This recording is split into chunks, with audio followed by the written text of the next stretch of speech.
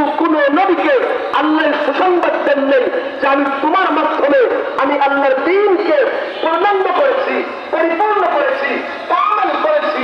কিন্তু কিন্তু আমাদের নবী সবচেয়ে আলা নবী, সবচেয়ে আরফা নবী, সবচেয়ে আকবর নবী, সবচেয়ে আকবর নবী, সবচেয়ে আকবর নবী, সবচেয়ে আকবর নবী, সবচেয়ে আকবর নবী, সবচেয়ে আকবর নবী, সবচেয়ে উৎকৃষ্টতম নবী, খাতামুন নবী, আমাদের প্রিয় নবী মুহাম্মদ রাসূলুল্লাহ সাল্লাল্লাহু আলাইহি ওয়াসাল্লামের কাছে আল্লাহ জিবরাইল পাঠিয়ে অবতীর্ণ করে কোরআনের আয়াত পড়িয়ে নবীকে জানিয়েছেন, আরে মুহাম্মদ, আমি তোমার মাধ্যমে আমি আল্লাহর দ্বীনের যে দিনটা পরিপূর্ণ করে দিয়েছি।